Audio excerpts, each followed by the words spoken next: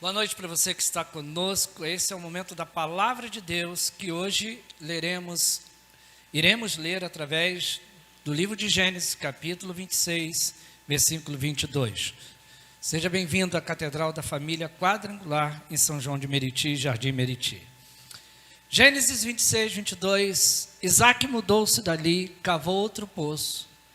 Ninguém discutiu por causa dele. Então deu-lhe o nome de Reobote, dizendo: agora o Senhor nos abriu espaço e prosperaremos na terra. Amém? Fala conosco, Senhor. Nós precisamos, como disse o teu servo, de um destravamento na nossa vida financeira. Por isso nós nos agarramos a esta palavra hoje. Para a glória do Pai, do Filho e do Espírito Santo, digam amém. Podemos assentar?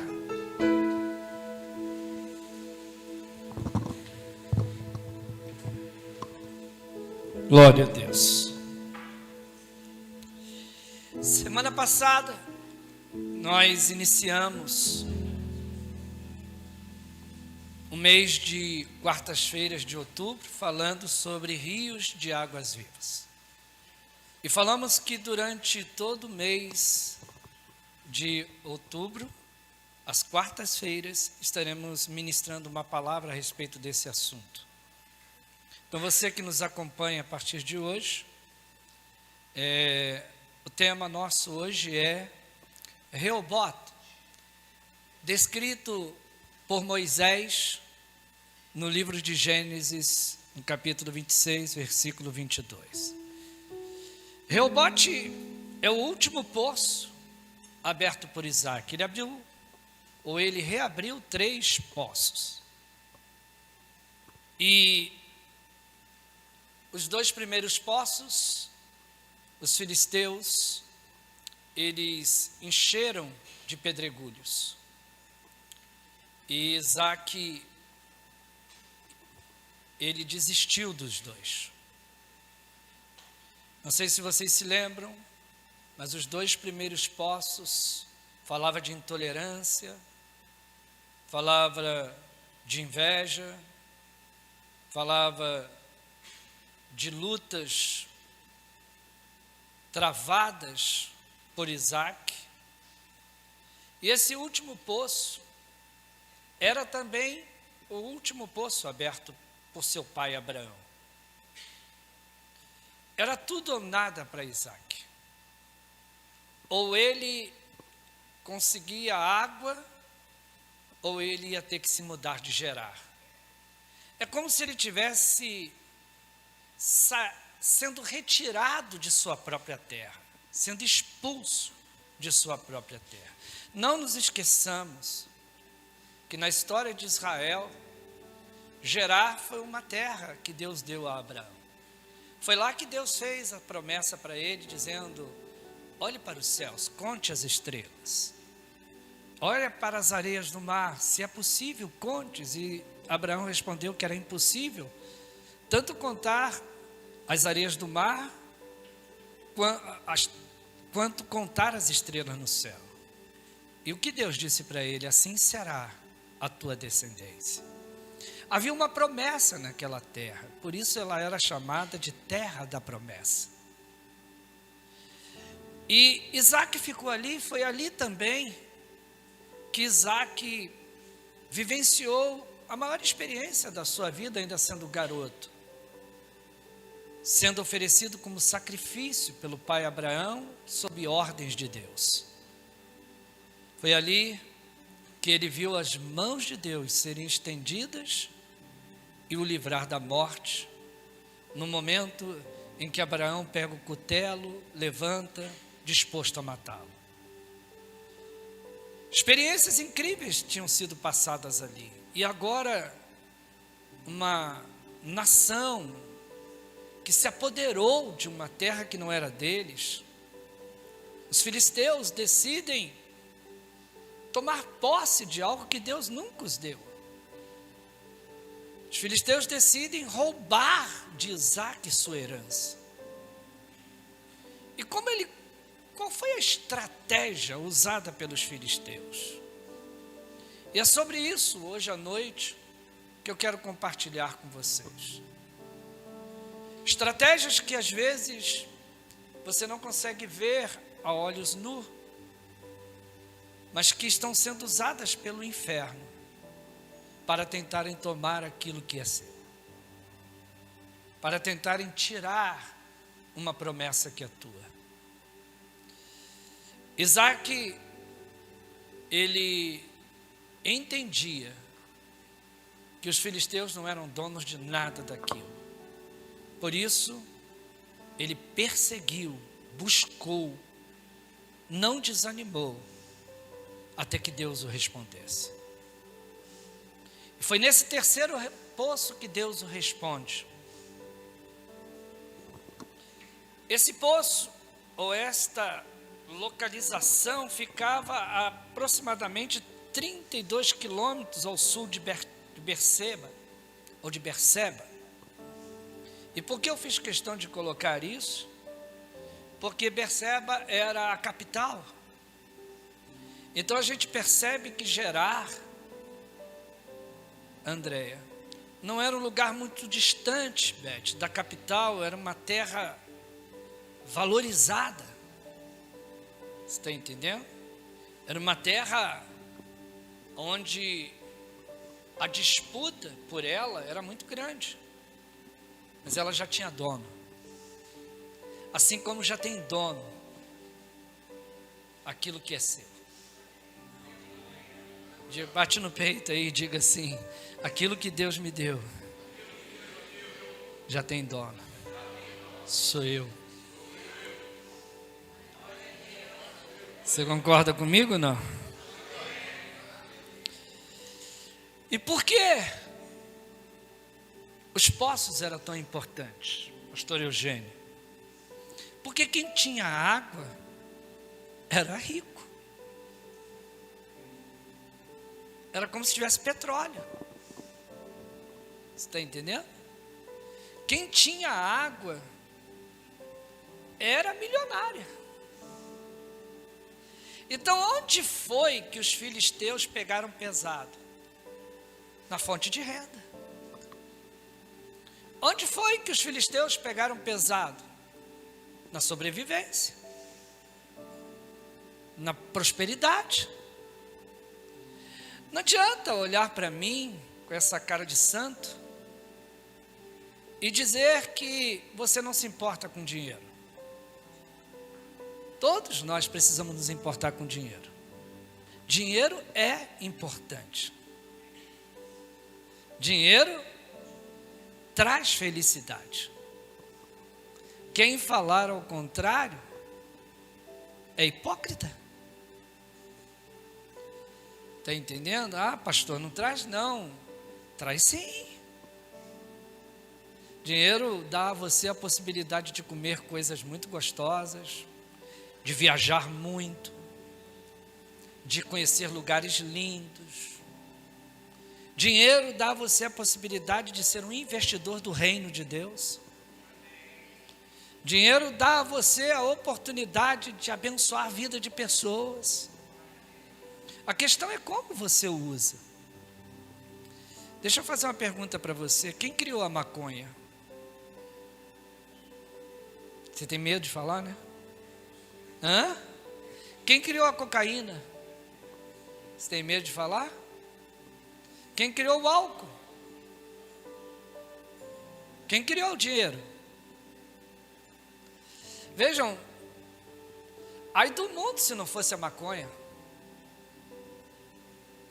Ai de muitos doentes se do produto dessa erva não se pudesse fazer tantos remédios. Alguns de vocês aqui tomam maconha de madrugada, que é o remédio de tarja preta. É ele que faz você dormir. É ele que acalma a tua ansiedade. É ele que muitas das vezes acalma a tua depressão.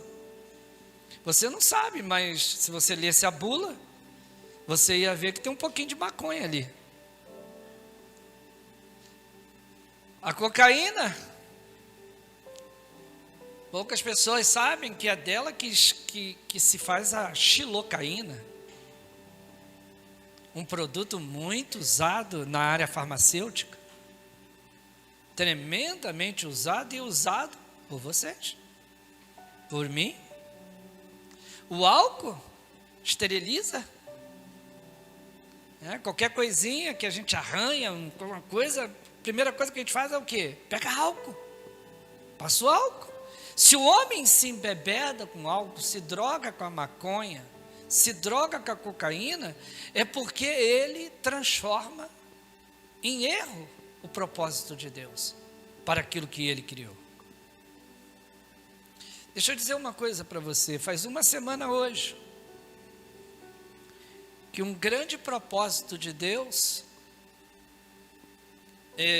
foi mais uma vez revelado à minha vida. Eu entendo que eu só estou vivo, não é porque eu sou pastor, não é porque eu sou um homem de Deus, não é porque tem tanto porquê. Eu só estou vivo porque Deus ainda tem propósito comigo. Só isso. Eu só estou vivo por causa disso. Você está entendendo? Porque se não fosse isso, eu não estaria vivo. A gente pode dizer a misericórdia de Deus, nossa, que livramento, nossa,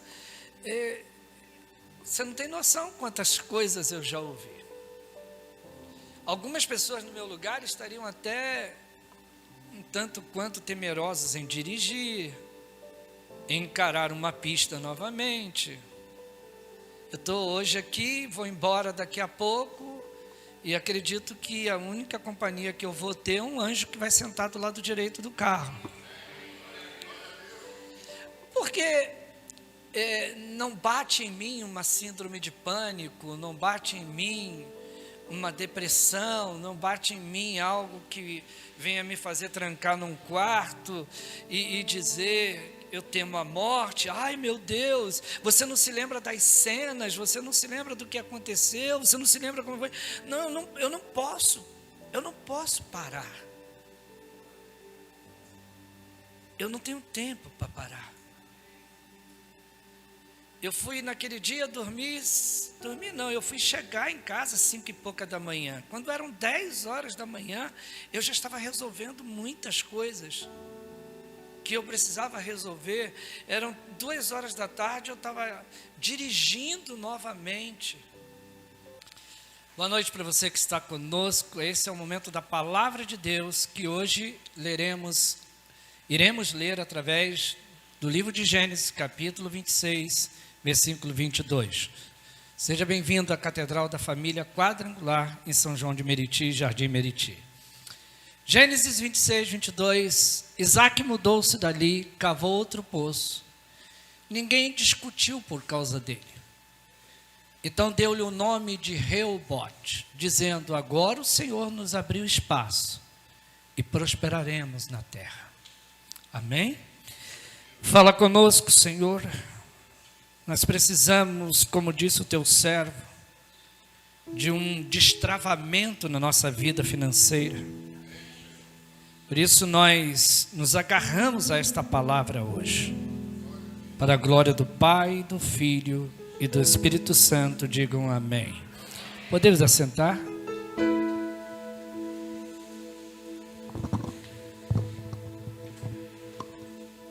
Glória a Deus. Semana passada, nós iniciamos o mês de quartas-feiras de outubro, falando sobre rios de águas vivas. E falamos que durante todo o mês de outubro, às quartas-feiras, estaremos ministrando uma palavra a respeito desse assunto. Então, você que nos acompanha a partir de hoje, o tema nosso hoje é Reobote, descrito por Moisés no livro de Gênesis, no capítulo 26, versículo 22. Reobote é o último poço aberto por Isaac. Ele reabriu 3 poços. E os 2 primeiros poços, os filisteus, eles encheram de pedregulhos. E Isaac, ele desistiu dos 2.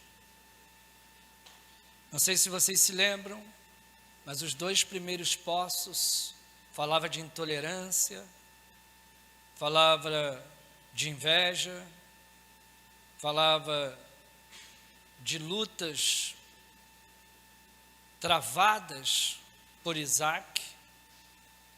E esse último poço era também o último poço aberto por seu pai Abraão. Era tudo ou nada para Isaac. Ou ele conseguia água, ou ele ia ter que se mudar de Gerar. É como se ele tivesse sendo retirado de sua própria terra, sendo expulso de sua própria terra. Não nos esqueçamos que na história de Israel, Gerar foi uma terra que Deus deu a Abraão. Foi lá que Deus fez a promessa para ele, dizendo: olhe para os céus, conte as estrelas. Olha para as areias do mar, se é possível, conte. E Abraão respondeu que era impossível, tanto contar as areias do mar, quanto contar as estrelas no céu. E o que Deus disse para ele? Assim será a tua descendência. Havia uma promessa naquela terra, por isso ela era chamada de terra da promessa.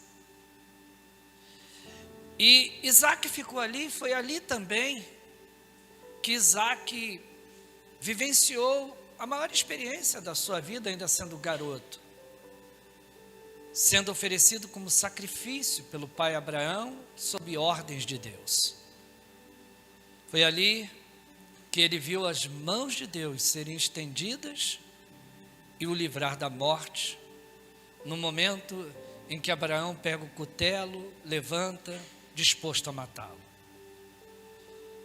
Experiências incríveis tinham sido passadas ali. E agora, uma nação que se apoderou de uma terra que não era deles, os filisteus decidem tomar posse de algo que Deus nunca os deu. Os filisteus decidem roubar de Isaac sua herança. E qual foi a estratégia usada pelos filisteus? E é sobre isso, hoje à noite, que eu quero compartilhar com vocês. Estratégias que às vezes você não consegue ver a olhos nus, mas que estão sendo usadas pelo inferno para tentarem tomar aquilo que é seu, para tentarem tirar uma promessa que é tua. Isaac, ele entendia que os filisteus não eram donos de nada daquilo. Por isso, ele perseguiu, buscou, não desanimou, até que Deus o respondesse. E foi nesse terceiro poço que Deus o responde. Esse poço, ou esta localização, ficava a aproximadamente 32 quilômetros ao sul de Berseba. E por que eu fiz questão de colocar isso? Porque Berseba era a capital. Então a gente percebe que Gerar, Andréia, não era um lugar muito distante, Beth, da capital. Era uma terra valorizada. Você está entendendo? Era uma terra onde a disputa por ela era muito grande. Mas ela já tinha dono. Assim como já tem dono aquilo que é seu. Bate no peito aí e diga assim: aquilo que Deus me deu já tem dono. Sou eu. Você concorda comigo ou não? E por que os poços eram tão importantes, pastor Eugênio? Porque quem tinha água era rico. Era como se tivesse petróleo. Você está entendendo? Quem tinha água era milionário. Então, onde foi que os filisteus pegaram pesado? Na fonte de renda. Onde foi que os filisteus pegaram pesado? Na sobrevivência. Na prosperidade. Não adianta olhar para mim com essa cara de santo e dizer que você não se importa com dinheiro. Todos nós precisamos nos importar com dinheiro. Dinheiro é importante. Dinheiro traz felicidade.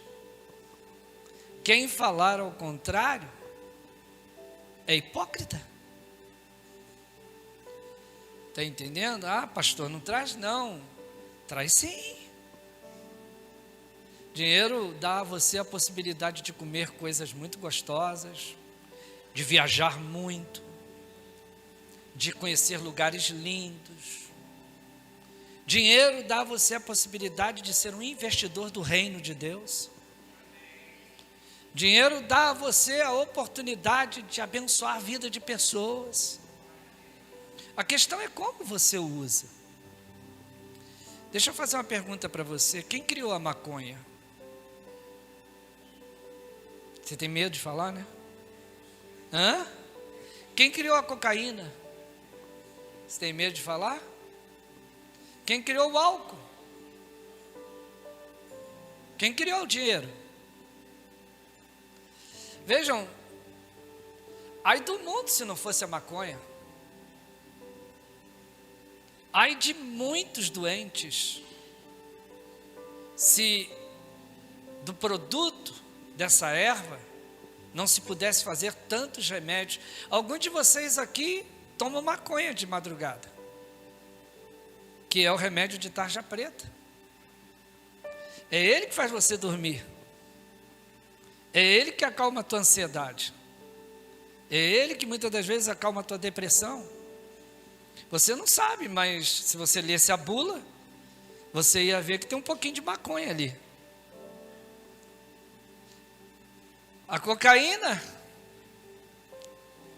poucas pessoas sabem que é dela que se faz a xilocaína.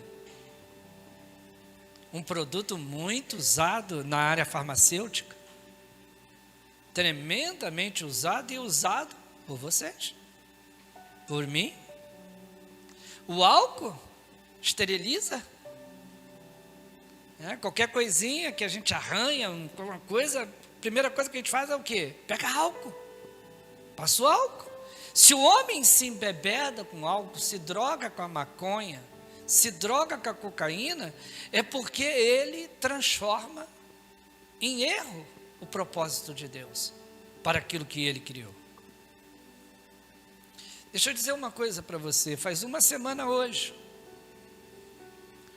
que um grande propósito de Deus foi mais uma vez revelado à minha vida. Eu entendo que eu só estou vivo, não é porque eu sou pastor, não é porque eu sou um homem de Deus, não é porque tem tanto porquê. Eu só estou vivo porque Deus ainda tem propósito comigo. Só isso. Eu só estou vivo por causa disso. Você está entendendo? Porque se não fosse isso, eu não estaria vivo. A gente pode dizer a misericórdia de Deus, nossa, que livramento, nossa, você não tem noção quantas coisas eu já ouvi. Algumas pessoas no meu lugar estariam até um tanto quanto temerosas em dirigir, em encarar uma pista novamente. Eu estou hoje aqui, vou embora daqui a pouco, e acredito que a única companhia que eu vou ter é um anjo que vai sentar do lado direito do carro. Porque não bate em mim uma síndrome de pânico, não bate em mim uma depressão, não bate em mim algo que venha me fazer trancar num quarto e dizer: eu temo a morte. Ai, meu Deus, você não se lembra das cenas, você não se lembra do que aconteceu, você não se lembra como foi. Não, eu não posso parar. Eu não tenho tempo para parar. Eu fui naquele dia eu fui chegar em casa 5 e pouca da manhã. Quando eram 10 horas da manhã, eu já estava resolvendo muitas coisas que eu precisava resolver. Eram 2 horas da tarde, eu estava dirigindo novamente, porque a seguradora me deu um carro por 7 dias. Então eu já estava dirigindo novamente, porque eu precisava levar o pastor Mateus para uma especialista. Falar nisso, ele está muito bem, graças a Deus. Amanhã ele será reavaliado por uma especialista em face, para aí sim dar a resposta se vai necessitar de uma cirurgia ou não, porque ela pediu 1 semana para ver a cicatrização. A pastora Adriana também está muito bem. Mas no dia seguinte, eu não deixei internar o pastor Mateus, eu peguei o pastor Mateus e enquanto eu estava na delegacia com o pastor Washington, eu pedi para a pastora Adriana não deixar o Mateus internado, porque ele iria ficar 7 dias internado para desinchar o rosto, para depois ser submetido a uma cirurgia. E eu falei: não, leva ele para casa e nós vamos ver. Se tiver que operar, não vai ser aqui no hospital, agora, nesse momento. Pergunta aos médicos se tem necessidade de operar agora. E o médico disse: não, eu não vou operar ele agora, vou internar ele, mas se vocês têm condições de levar ele para casa, de dar toda uma assistência a ele, eu aconselho vocês levá-lo. Foi o que nós fizemos. E eu acredito até que pastor Mateus talvez não tenha que passar por cirurgia. Mas se tiver que passar, vai passar. Mas eu acredito que talvez não, pelo que nós estamos observando, está sem dor, está bem, não está mais sangrando. Você está entendendo? A pastora Adriana não teve um arranhão sequer, glória a Deus por isso, né?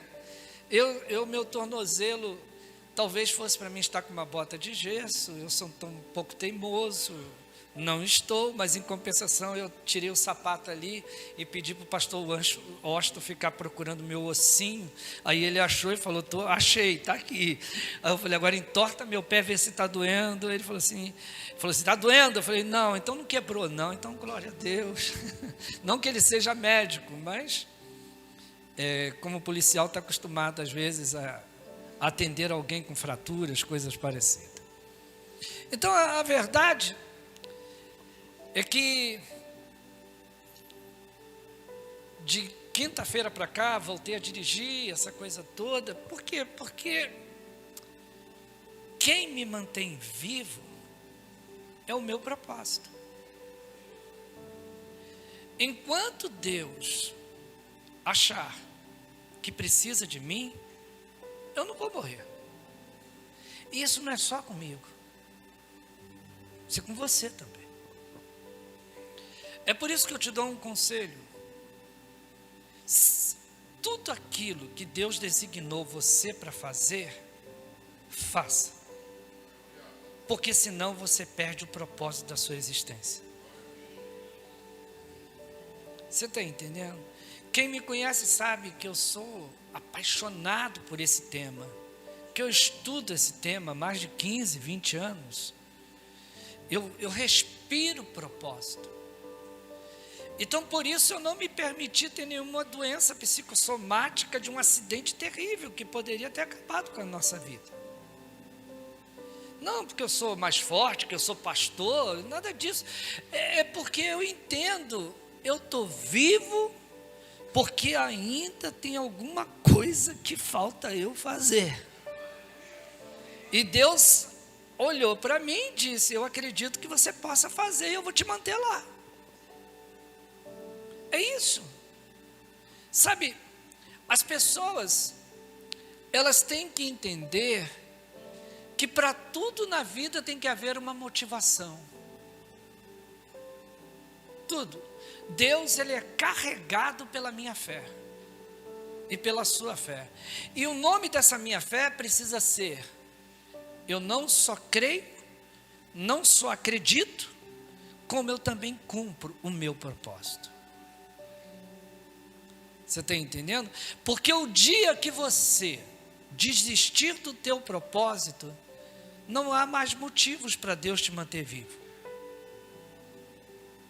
Entendeu?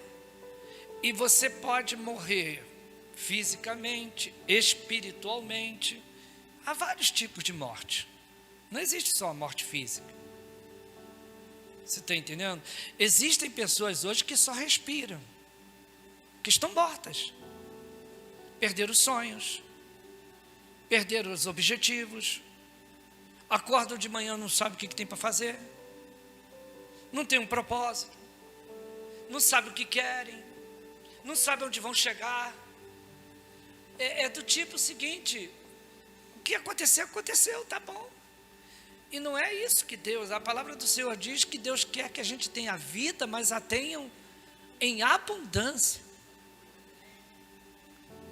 Deus quer que eu e você viva uma vida, mas uma vida digna. Eu não acredito que uma guerra dure para sempre, porque tem gente que parece que está em guerra a vida toda. Não há um descanso, não há uma paz, não há uma trégua. E eu preciso falar para vocês de que as batalhas são circunstanciais, elas não são para sempre. Até Deus descansou no 7º dia. Então, por que eu e você não temos que ter essa paz, esse descanso na alma? E não só viver em lutas, em guerras, em lutas, em guerras, em lutas, em guerras, em lutas, em batalhas, e nunca ver uma vitória. E a vitória é uma colheita, e essa colheita pode ser dinheiro, pode ser uma melhora na vida, pode ser o destravamento de um poço, pode ser algo que você sempre teve e nunca descobriu, aquilo que na Bíblia é chamado de tesouros escondidos. Talvez você é rico e nem saiba. Talvez você tenha dinheiro e não sabe que tem. Talvez pessoas morram sem saber que era para ter vivido uma vida próspera e morreram pobres.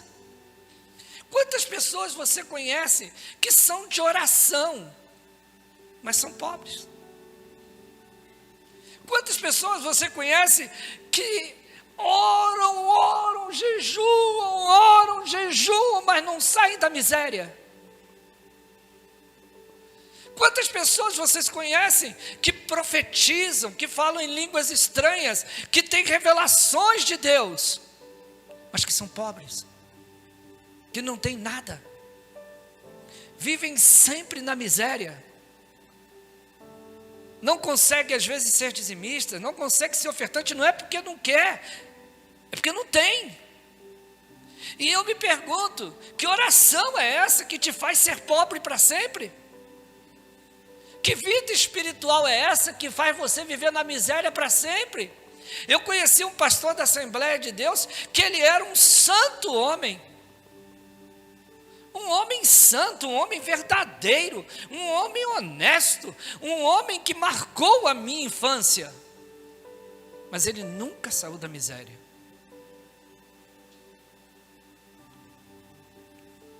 Olha para o teu irmão e diga assim: Deus mandou você para cá hoje.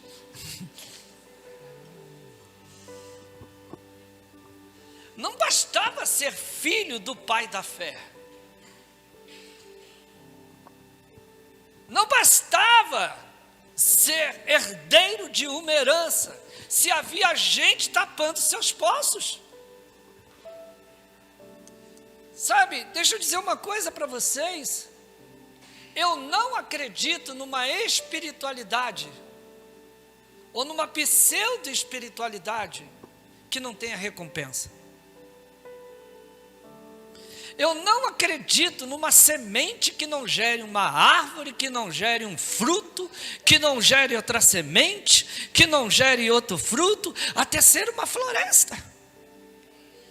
Eu não acredito que Deus me colocou nesse mundo para ser um pobre miserável. O que eu acredito é que o Deus que eu sirvo cumpre tudo que promete a mim. Nem a morte, nem a dor, nem a nudez, nem a miséria, nada poderá nos separar do amor que há em Cristo Jesus, o nosso Senhor. Nada. Eu vejo pessoas santas,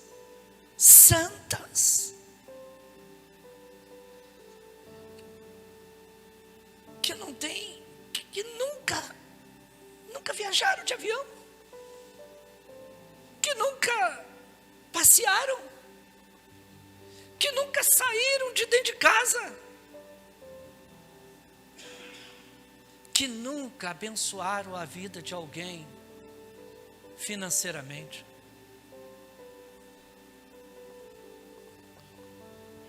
Eu vejo pessoas que não enxergam seus poços entulhados.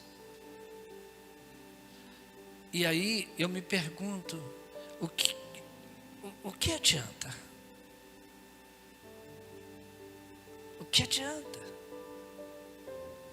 Eu ser reconhecido como a mulher que ora, o homem que ora, a mulher da profecia, o homem que fica andando pela igreja dando profecia para todo mundo, a mulher que fica andando pela igreja profetizando sobre a vida de todo mundo, se você é um falido,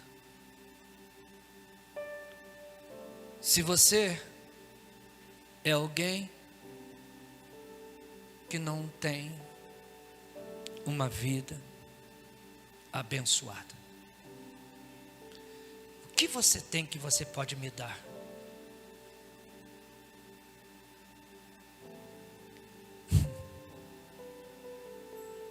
Deixa eu dizer uma coisa para você, eu nunca vou poder te dar uma coisa que eu não tenho. Eu nunca vou poder te oferecer algo que eu não tenho. Porque eu vou ter que roubar para te dar. Eu só posso te oferecer algo que eu tenho. Você ainda não observou que você tem tentado tirar pedra dos poços de alguém, mas o seu está entulhado. Enquanto você está tentando ajudar pessoas, você não está olhando para a sua própria trave. Que é como a Bíblia diz, primeiro tira a tua trave, para depois olhar a trave de alguém. Como eu posso oferecer algo que eu não tenho? Como é que eu posso colocar aqui? É igual uns meninos que eu conheço que às vezes pedem para dar aula de teclado. Aí você chega para cantar com um cara que se acha professor. E você começa a cantar um hino e ele vai até o final do hino sem pegar sua voz. Eu me pergunto como esse cara quer dar aula. É tipo do cara que quer dar aula de bateria. Se ele de vez em quando faz umas coisas na bateria que arrebenta com a música toda, que você fica pedindo a Deus para não ter ninguém na bateria, porque aí fica melhor. Como é que você quer subir nesse altar para pregar, para ensinar, se você não estuda? Se você não procura obter informações? Se você não procura ler, pegar todo o material que existe hoje a respeito do assunto, para que quando eu suba aqui, eu tenha alguma coisa para te dar. Afinal de contas, eu não estou falando para uma plateia qualquer, eu estou falando para alguém que Deus disse que Jesus disse, que o Espírito Santo disse, que é príncipe e princesa do Senhor. É uma classe extraordinária, é alguém além do natural. Bate no peito aí. Será que é com você que eu estou falando? Amém? Vós sois sacerdócio real, nação santa, povo escolhido. É com você que eu estou falando. Então eu não posso dar a você qualquer coisa.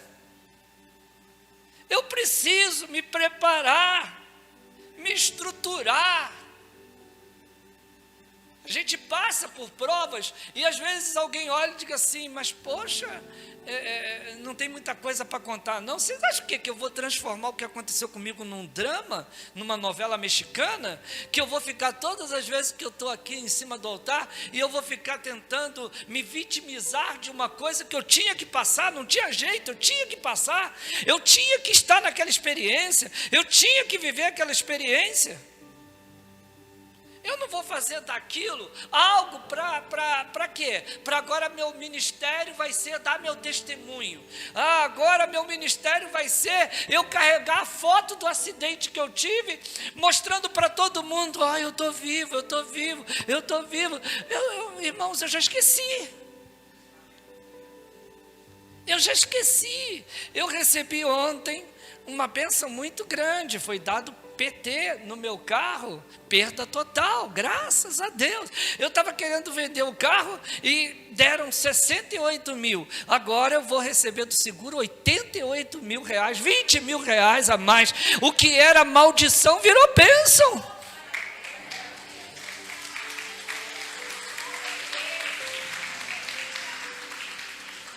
Eu vou ficar fazendo o quê? Eu vou me vitimizar? Eu vou ficar aqui, o tadinho, para que vocês me olhem como um tadinho? Para que vocês me olhem como alguém?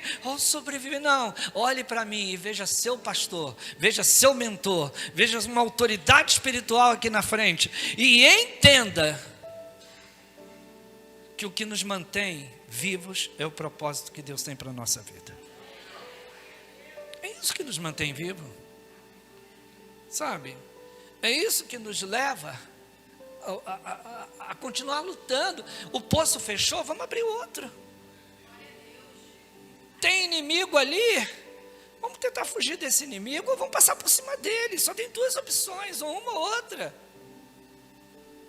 Agora, eu não vou ficar me vitimizando, eu não vou ficar chorando pelos cantos, eu não vou ficar naquela ladainha todo dia. Como é que você está? Tá mal. Como é que você está? Eu não sei. Como é que você está? Olha só, ora por mim. Como é que você está? Olha só, não há tempo para isso. Não dá. Levanta a tua cabeça. Posso te dar uma dica? Senta direito.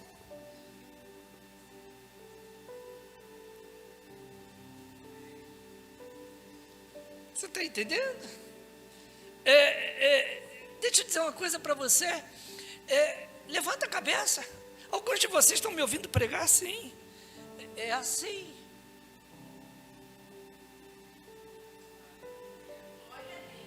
Levanta seus ombros. Alguns de vocês estão assim. Levanta seus ombros. Pastor, você não sabe a luta que eu estou passando? Acho que eu sei. Levanta seus ombros. O diabo tem que olhar para você e ter medo de você. O diabo tem que olhar para você e dizer assim, é melhor eu parar de mexer com ela, é melhor eu parar de mexer com ele, porque eu bagunço a vida dela, eu bagunço a vida dele, mas está de pé, e cheio do Espírito Santo, está com um sorriso no rosto, está com as mãos levantadas, está com a cabeça erguida. Vai chegar uma hora que o diabo vai desistir de você.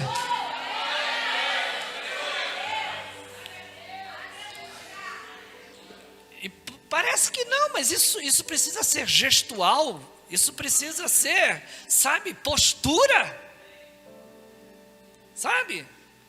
Tem essa não, Entra numa delegacia, eu entro como um servo de Deus. Entra num outro lugar, eu entro como servo de Deus. Quem você é? Eu não escondo quem eu sou pastor. Qual é a sua profissão? Pastor. É quem eu sou. Não vai querer colocar aí o que eu tenho de ensino médio, não vai querer colocar aí o que experiência profissional.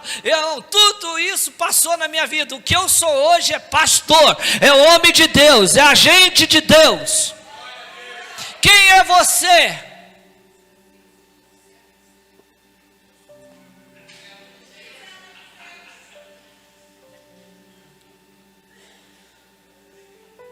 Bota a mão no peito e diz: eu sou aquele a quem Deus escolheu, a quem Deus predestinou, a quem Deus separou para ser mais do que vencedor. Faça isso para a glória de Deus.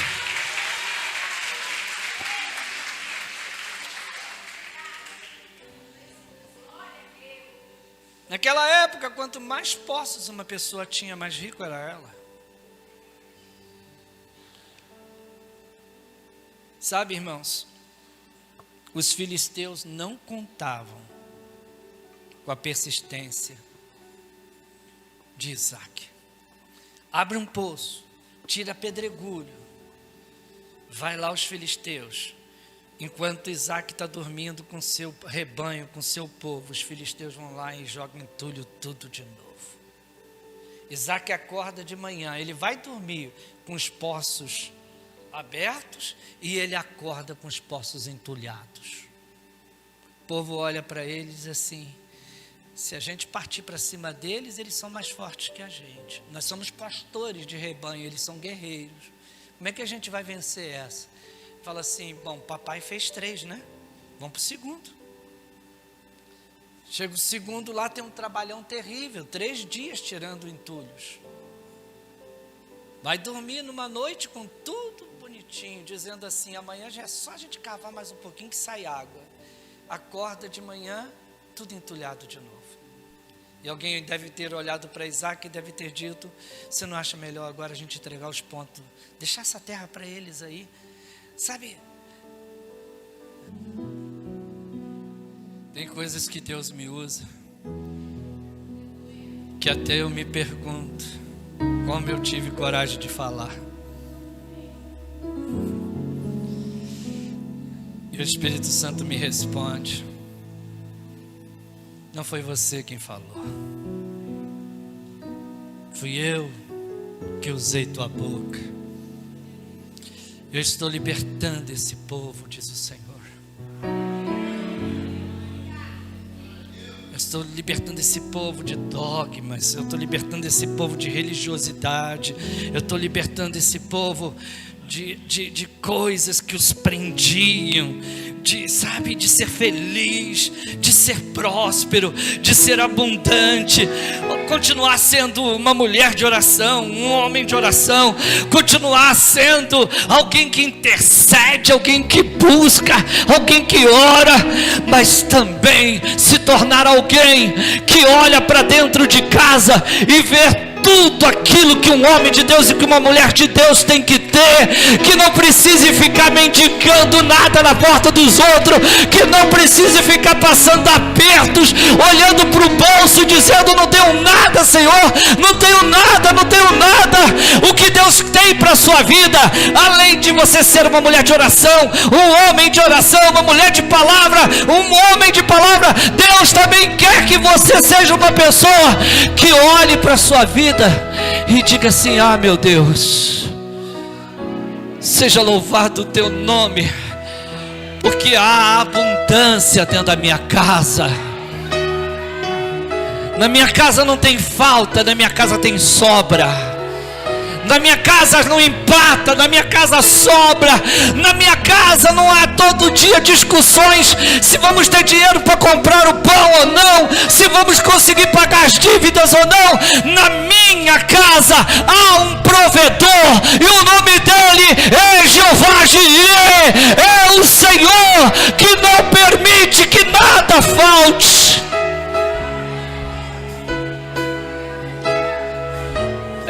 Eita glória! Eita glória! Olha para quem está do teu lado e diga assim: não desista de ser próspero. Não desista de ser próspero. Não desista de ser próspero.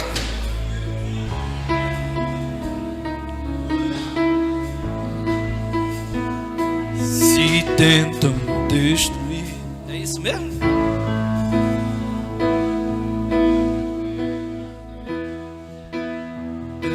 Contra mim querem entulhar meus poços,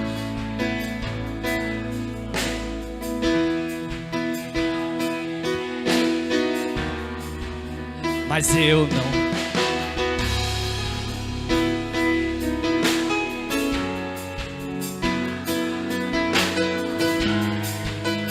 Que Ele me fez.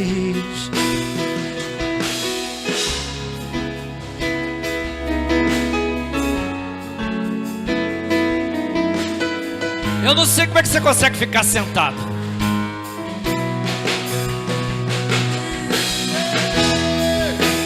O meu Deus nunca falhará.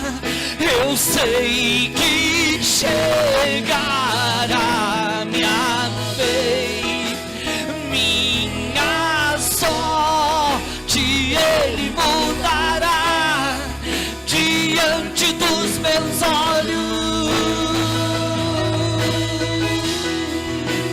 O meu Deus nunca falhará. Eu sei que chegará minha vez, minha sorte Ele mudará diante dos meus olhos. Senta, senta, senta.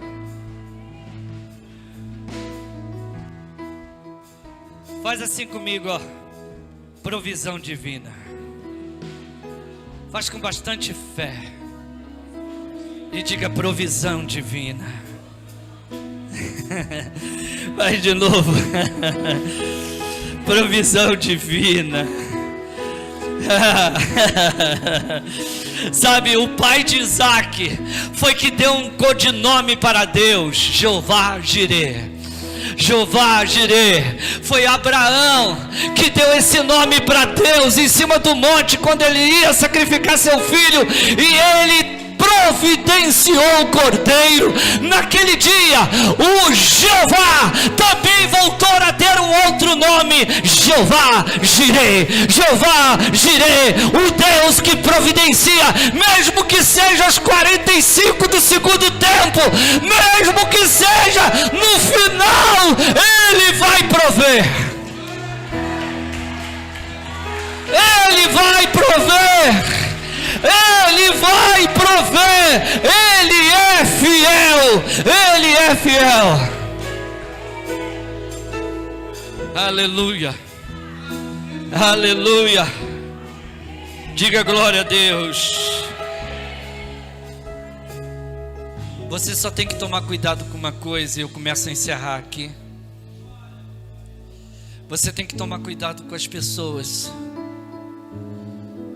que não conseguem desentulhar poços e nem abrir poços, porque são essas pessoas que entulham os seus. Entendeu? Os filisteus eram eles que entulhavam os poços. Tinha nome quem entulhava os poços. Tem nome quem persegue sua felicidade. Tem nome quem persegue sua prosperidade. Tem nome quem está tirando dinheiro de você. Tem nome quem está arrancando o que você tem. Tem nome. Identifique, porque não adianta você ganhar de um lado e ter alguém que tira do outro. Não adianta você ficar com essa síndrome de bonzinho, de boazinha, quando na verdade o outro lado precisa passar por disciplina, por experiências. Deixa eu dizer uma coisa para você: não adianta você ganhar e do teu lado ter alguém que está sempre pegando o seu